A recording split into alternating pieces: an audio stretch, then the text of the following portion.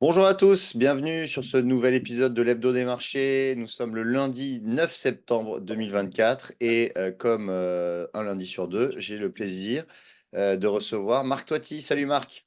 Salut Antoine, bonjour à toutes et à tous et ravi de vous retrouver avec toujours une actualité très très chargée Tout à sur fait, c'est vrai l'économie, que sur les marchés. oui, comme souvent au mois de septembre, dans cette période de rentrée, on a une activité très chargée sur tous les fronts.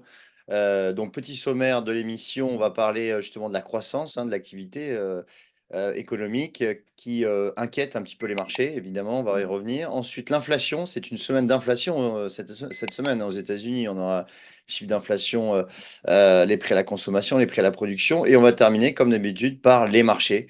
Que s'est-il passé sur les marchés? Alors, on va démarrer, Marc, par justement cette croissance économique qui inquiète les marchés, alors que pourtant les chiffres sont pas si mauvais. Là voilà, c'est vrai que c'est un petit Mm. peu surprenant, hein, je l'avais déjà annoncé à plusieurs reprises, mais on a une croissance mondiale qui résiste bien.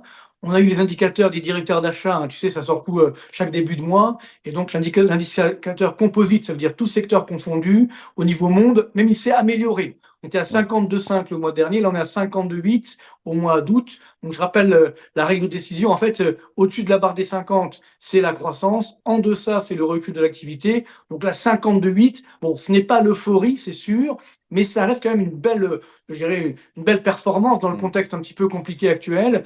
Alors, c'est vrai qu'il y a toujours des différences hein, de croissance. On a tout d'abord l'Inde qui reste la locomotive de la croissance mondiale, c'est assez incroyable. Ça fait quasiment 3 ans que ça dure et ça va évidemment encore durer. On a également les États-Unis qui résistent bien, on est à plus de 54. Ça, c'est important parce que c'est vrai qu'on a une petite baisse de l'activité dans l'industrie, mais dans les services, ben, ça continue de croître très fortement. La consommation résiste également plutôt pas trop mal. On a eu la semaine dernière les chiffres de l'emploi également aux États-Unis. Bon, pas beaucoup de création d'emplois, mais on continue de créer des emplois. Même le taux de chômage a légèrement baissé. On a 4,2%. Et les salaires augmentent. Les salaires on augmente de 3,8% sur un an. Donc, c'est quand même pas mal. Donc, ça permet de soutenir la consommation. Donc, on a quand même une croissance assez soutenue grâce à l'Inde, aux États-Unis. On a également le Royaume-Uni qui résiste bien.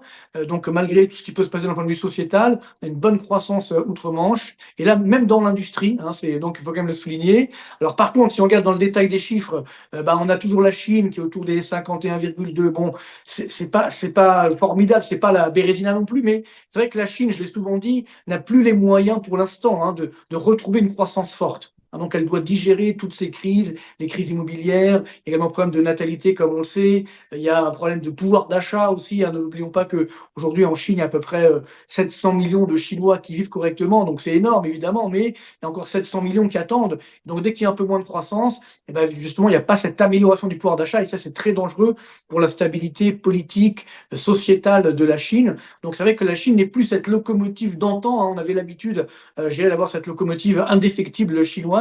Là, c'est un petit peu moins le cas. Donc, ce qui veut dire que on a ce ralentissement chinois, mais ça reste quand même une croissance soutenue. Donc, ça, c'est quand même au niveau mondial, il n'y a toujours pas de risque de récession, comme je l'évoquais.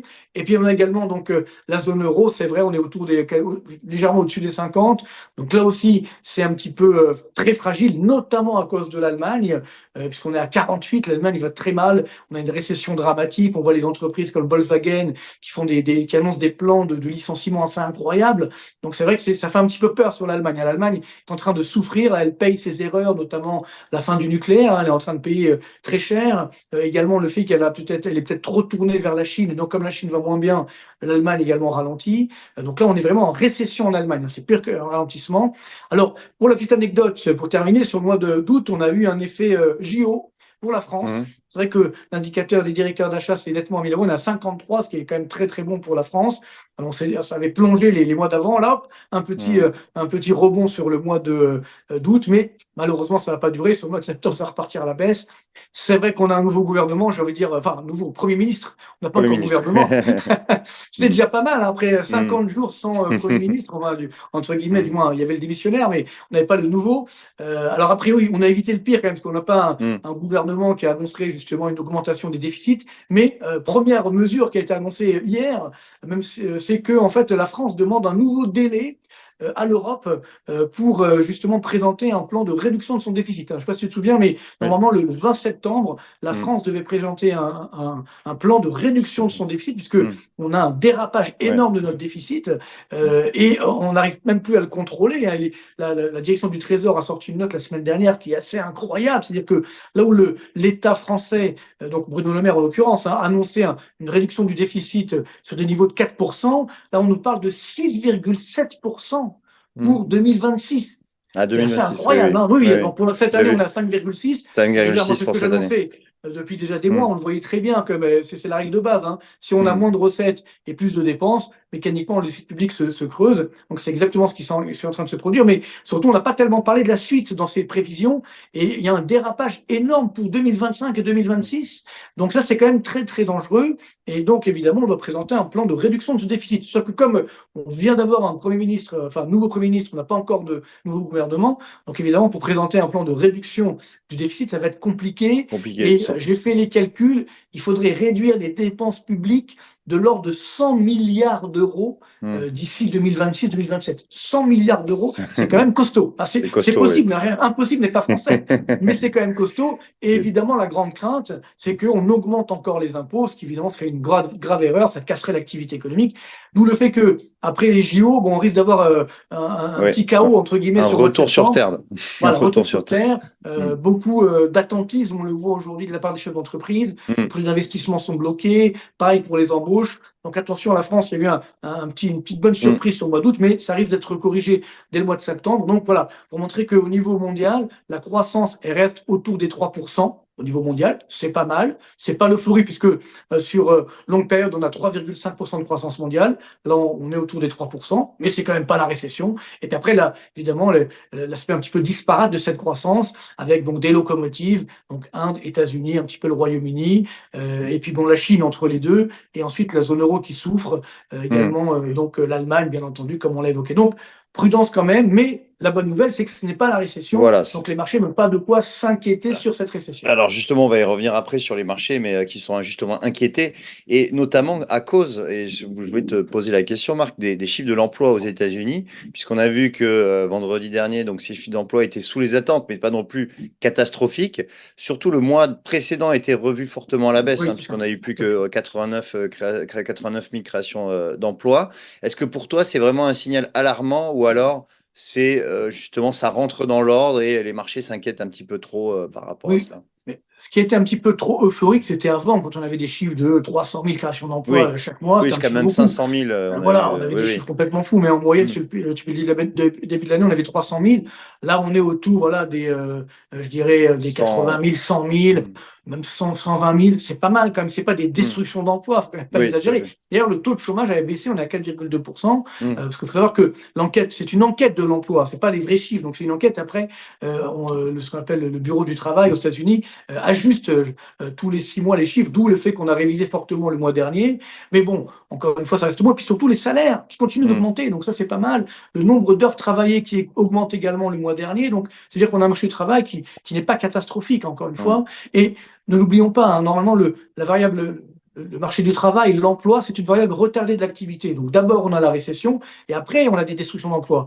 Là, il n'y a pas de récession, donc il n'y a pas de raison d'avoir des destructions d'emplois. Voilà, on Mm. a eu un petit peu dans l'industrie, mais sinon, au niveau global, ça reste quand même, ça reste dynamique. Alors, sauf, c'est vrai que moi, ce qui m'inquiète, c'est que la Réserve fédérale nous dit, je vais quand même baisser les taux d'intérêt, alors que finalement, il n'y a pas de récession. Mm. Peut-être qu'il y a une information que nous n'avons pas, hein, certainement. Et alors là, évidemment, la Réserve fédérale agit par anticipation. Elle avait fait exactement la même chose en février 2020. C'était avant que le coronavirus, hein. Au début, a priori, c'était juste un virus. Puis, on ne savait pas ce qui allait se passer ensuite. La Réserve fédérale, a priori, le savait. Donc, elle a baissé très fortement les taux d'intérêt dès le mois de février. Donc, j'espère pas qu'on aura la même chose, mais peut-être qu'il y a effectivement une news que nous n'avons pas et que la Réserve fédérale a. Mais toujours est-il que si on regarde aujourd'hui les chiffres, il n'y a pas de récession aux États-Unis et ni au niveau mondial d'ailleurs, donc il n'y a pas de quoi paniquer. Alors justement, on va parler maintenant d'inflation, puisque cette semaine, on aura les chiffres, les données sur l'inflation aux États-Unis. On attend un chiffre plutôt en baisse, puisqu'on attend 2,6% hein, pour Oui.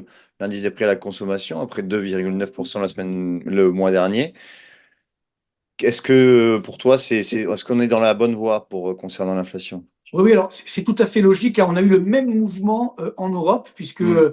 dans la zone euro, l'inflation est passée de 2,6% au mois de juillet à Oui. 2,2% au mois d'août. Pareil en France également, même mouvement, même 1,9% au chiffre Norby INSEE. Pourquoi ça baisse? C'est très simple, parce qu'au mois d'août 2023, les prix à la consommation avaient très fortement augmenté. Donc on a Mm. un effet de base, c'est-à-dire que les prix continuent d'augmenter au mois d'août 2024, mais moins qu'en août 2023. Donc comme l'inflation, c'est un glissement annuel, mécaniquement, l'inflation baisse. Donc, je vous l'avais annoncé, c'est exactement ce qui s'est passé en France et dans la zone euro. Et c'est exactement ce qui va se passer aux États-Unis. On pourrait avoir 2,5 voire 2,6% d'inflation. Par contre, au mois de septembre, on aura l'effet inverse, c'est-à-dire que là, on aura un effet de base défavorable. Donc, Ouais. l'inflation repartira à la hausse au mois de septembre, que ce soit aux États-Unis ou dans la zone euro et en France. Donc, c'est Mm. vrai que là, on a une petite marge de manœuvre, une petite fenêtre de tir pour la Banque centrale européenne et pour la Réserve fédérale. Donc, la BCE, elle va se réunir dès cette semaine, elle va baisser les taux d'intérêt, mais je pense 25 points de base, pas plus. Quant à la Réserve fédérale américaine la semaine prochaine, elle baissera peut-être de 50 points de base. Mais là aussi, bon, c'est un peu excessif pour moi. Et puis surtout, la Réserve fédérale agit avant les élections présidentielles, ce qui est quand même assez rare. Mais bon, néanmoins, c'est qu'il y a un petit peu moins d'inflation.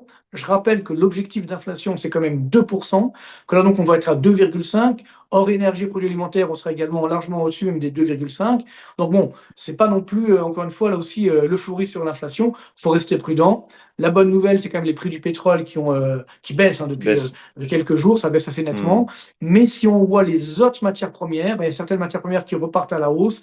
Donc sur l'indice CRB, ça ne baisse pas. Mm. L'indice CRB, c'est toutes les matières premières dans le monde, ça ne baisse pas beaucoup. Donc on reste quand même sur un niveau de coût des matières premières assez élevé, à part le pétrole. Donc l'inflation, elle va rester faible, mais attention, quand on dit que l'inflation baisse, ça ne veut pas dire que les prix baissent, hein. Les prix Mm. continuent d'augmenter. Donc, pour beaucoup de ménages, ils continuent évidemment de souffrir. Mm. Donc là, ça peut être un petit peu dommageable. Donc, oui à la baisse des taux d'intérêt, mais quand même, soyons prudents, il ne faudrait pas aller trop vite en besogne sur cette baisse des taux d'intérêt. D'ailleurs, si, mon avis, si la baisse des taux d'intérêt va trop loin, ça pourrait être mal perçu par les marchés, ça pourrait également être un signe, Mm. je dirais, de panique, et les marchés pourraient en Mm. prendre ombrage. Donc Mm. attention, Mm. il va falloir faire ce qu'on a dit en anglais, du fine tuning, hein, ça veut dire du réglage fin, pour éviter justement de faire paniquer les marchés, de les Mais rassurer sans les faire paniquer. c'est justement ce qui s'est passé la semaine dernière. Ils ont un petit peu paniqué puisque le marché anticipe maintenant 50 points de base, hein, de baisse de taux sur la prochaine réunion de la Fed, plus d'autres baisses de taux à chaque réunion. Donc le marché est plutôt inquiet. Et on l'a vu, donc on a vu un Nasdaq, hein, qui a perdu 5,5% la semaine dernière, les valeurs technologiques qui ont été vraiment délaissées par les investisseurs. En France, le secteur du luxe aussi, hein, qui a vraiment dévissé, hein, Hermès qui perd 12% sur la semaine, hein. Ça faisait très Ah, longtemps mais c'est que énorme, hein, bien sûr. je me demande si c'est déjà arrivé sur le titre d'ailleurs, hein. C'est vraiment énorme. LVMH qui perd 9%. Donc on voit que, et puis bon, il y a un effet saisonnier, on en parlait d'ailleurs lors du précédent podcast, c'est-à-dire que le mois de septembre, c'est le plus mauvais mois sur les marchés boursiers historiquement. Donc j'ai envie de dire, ça ne déroge pas à la règle. Septembre démarre négativement. Ça ne veut pas dire que ça va finir dans le rouge, hein, le mois, mais bon, c'est vrai qu'on est dans une période de creux, on est dans une période de correction, donc il faut savoir faire le dos rond. Mais aussi, ça peut être aussi un bon timing, hein, puisque quand on a un LVMH qui perd 9%, qui perd quasiment 15% depuis le début de l'année, c'est aussi sur du long terme se dire, voilà, c'est peut-être un moment pour rentrer. Voilà. Oui, tout à fait. Je pense que Mm. c'est bon. On l'avait souvent évoqué. C'est vrai qu'on a cette phase de très forte volatilité, hein. C'est Ouais. de l'instabilité assez incroyable. On a des mouvements de très grande ampleur. Alors que souvent, d'ailleurs, on ne voit pas trop la raison, hein. C'est une raison comme ça qui sort du chapeau. Bon, mais clairement, on voit bien que les investisseurs sont toujours extrêmement nerveux. Donc, Mm. c'est ce que j'évoquais à l'instant, c'est que la baisse des taux d'intérêt, normalement, devrait les rassurer. Mais là, ça les rassure plus. Donc, ça montre bien qu'il y a cette inquiétude. On a toujours également l'or qui reste très cher, très élevé. Donc, il y a toujours ces investisseurs qui se disent, bon, on achète des marchés actions, mais quand même, on a l'or pour se protéger. Donc, il faut quand même rester extrêmement prudent. On a bien sûr toujours des risques géopolitiques. Mm. Et moi, je trouve que à chaque fois qu'on a une très forte volatilité, parce que là, ça fait quand même depuis de la fin juillet et surtout début du mois d'août avec le mini crack qu'on a eu, qu'on a dit japonais, mais c'est pas uniquement lié au Japon, c'était beaucoup plus global. Là, c'est reparti à la hausse, là, ça repart à la baisse assez Mm. nettement. Donc, cette volatilité n'est pas bon signe. Oui, Généralement, oui. c'est le prélude à un Mm. mouvement de baisse beaucoup plus fort. Donc, c'est sûr que Mm. ça sera des opportunités d'achat, hein, puisque Mm. globalement, quand on aura ces fortes baisses, il faudra repartir à l'achat. Mais on a encore beaucoup Oui, d'incertitudes, oui. C'est avec un peu quand tôt même encore, oui. voilà. Mm. Et puis la Mm. clé, il y a quand même plusieurs clés là qui vont arriver. Bon, il y a déjà pour nous, la France, est-ce que la France, parce que là, ce qui se passe, c'est vrai que c'est un petit peu inquiétant. Je veux dire, est-ce que la France va continuer de tenir et de résister et de ne pas avoir encore ces déficits publics qui explosent? Parce que ça fait quand même 3 ans de suite que la France annonce une baisse Mm, des déficits. Les déficits sont plus forts que prévu. Donc il y a mm, quand même un problème. mm. On a ces déficits publics qui deviennent incontrôlables. Donc ça, c'est pas bon signe. En plus, comme les Allemands ils vont mal, ils sont très susceptibles, j'ai envie de dire, donc ils n'ont pas envie qu'on leur monte. Donc si effectivement on a des signes comme ça de dérapage budgétaire, ça peut créer des tensions entre la France et l'Allemagne, donc des tensions au sein de la zone euro. Ça, c'est pas trop bon, donc c'est un facteur Mm, d'inquiétude. Bien sûr, les risques géopolitiques, bon ça on ne maîtrise pas. On espère qu'on évitera la troisième guerre mondiale, mais c'est vrai que c'est mm, toujours inquiétant. Il y a mm, également donc l'élection présidentielle américaine. Là aussi, on va voir comment ça va se passer parce qu'a priori, ça va être très très serré. mm. Donc là aussi, ça peut générer de l'incertitude. Et puis on a C'est- également la Chine. Je pense que notamment sur le secteur du luxe, c'est vraiment la Chine Ah qui est oui. la clé aujourd'hui. Mm, Et je pense qu'on a un petit peu sous-estimé les problèmes chinois. La mm. Chine, effectivement, est un colosse peut-être un petit peu au pied d'argile. Donc ça pourrait Ouais. dire qu'il pourrait avoir des difficultés demain. Donc Ah, soyons quand même ouais. prudents également sur la Chine. Donc oui, je pense que les Bah, marchés vont quand même connaître un mois de septembre mm. très compliqué, Et septembre-octobre. Et après, voilà. on pourra repartir sur des bases plus saines. Oui, oui. Et puis au mois d'octobre, ça sera aussi l'occasion de connaître les publications de résultats d'entreprise pour le troisième trimestre. Et on verra si finalement la solidité des entreprises est toujours présente parce que faut quand même reconnaître que en majorité, les entreprises ont une croissance de chiffre d'affaires.